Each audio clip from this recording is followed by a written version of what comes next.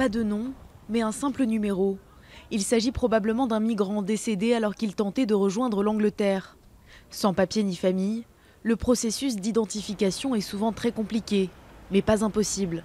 Cette jeune Érythréenne de 17 ans a été reconnue grâce à un croquis réalisé par une dessinatrice à peine quelques heures avant sa mort.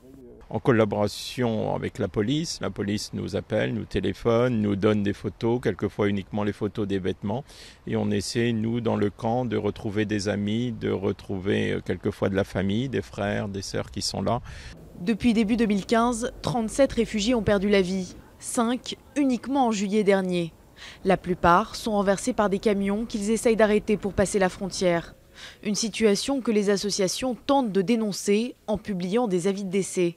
C'est pas banal ce qui se passe ici. Ici, ce sont des gens qui décèdent parce qu'on les empêche d'aller rejoindre leur famille, parce qu'ils fuient la guerre.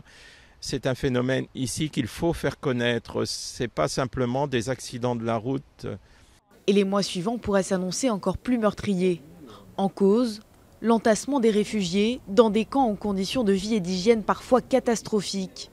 Des lieux où il est difficile d'envisager un avenir. Ici, on ne se projette pas, on se projette vers le suicide en réalité. La non-perspective les oblige à passer, à tenter de passer en tout cas. Au mois de mars, l'État a détruit plus de la moitié de la jungle. L'objectif était de limiter la population du camp à 2000 personnes. 4 mois plus tard, le plus grand bidonville de France compte toujours quelques 7000 migrants. Et d'autres démantèlements pourraient être effectués dans les semaines à venir.